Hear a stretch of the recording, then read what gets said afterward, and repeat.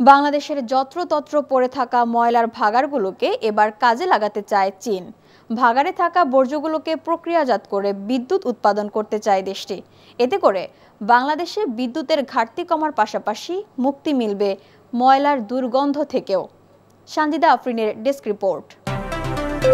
আবর্জনা ও বিদ্যুৎ এই দুই নিয়ে যেন সমস্যার শেষ নেই দেশে।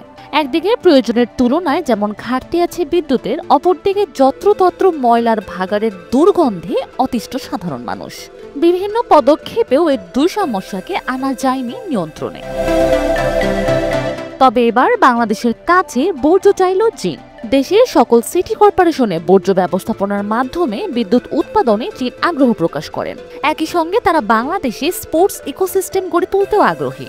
গত বুধবার অন্তর্বর্তীকালীন সরকারের উপদেষ্টা আসিফ মাহমুদের সঙ্গে সাক্ষাৎকালে বাংলাদেশে নিযুক্ত চীনের রাষ্ট্রদূত ওয়াও ওয়েন তার সরকারের এই আগ্রহের কথা জানান। বর্জ্য থেকে বিদ্যুৎ উৎপাদনের আগ্রহ প্রকাশের পর চীনের রাষ্ট্রদূতকে স্বাগত জানিয়ে আসিফ মাহমুদ বলেন, বান্ডেল থাকলে প্রতি সেনমানিতে টাকা বাঁচবে।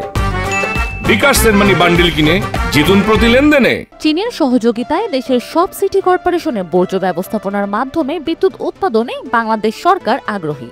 জবাবে চীনের রাষ্ট্রদূত বলেন, সিটি কর্পোরেশন এলাকায় বর্জ্য ব্যবস্থাপনা নিয়ে চীন আগ্রহী। একে একে সব সিটি কর্পোরেশনে যেন বর্জ্য ব্যবস্থাপনার মাধ্যমে বিদ্যুৎ উৎপাদন করা যায় সেদিকে লক্ষ্য রেখে প্রকল্প হাতে নেবে চীন।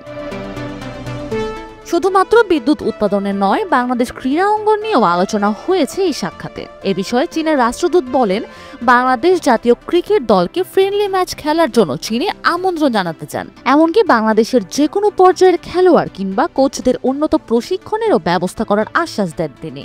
এর আগে 20 মার্চ প্রেস সচিব শফিকুল আলম জানিয়েছিলেন, বাংলাদেশ থেকে আম, কাঁঠাল ও পেয়ারা এই তিনটি পণ্য বিপুল পরিমাণ আমদানি করতে চায় চীন। সরকারকে চীনের এই আগ্রহের কথা জানিয়েছিলেন ঢাকায় নিযুক্ত চীনা রাষ্ট্রদূত ইয়াও ওয়েন।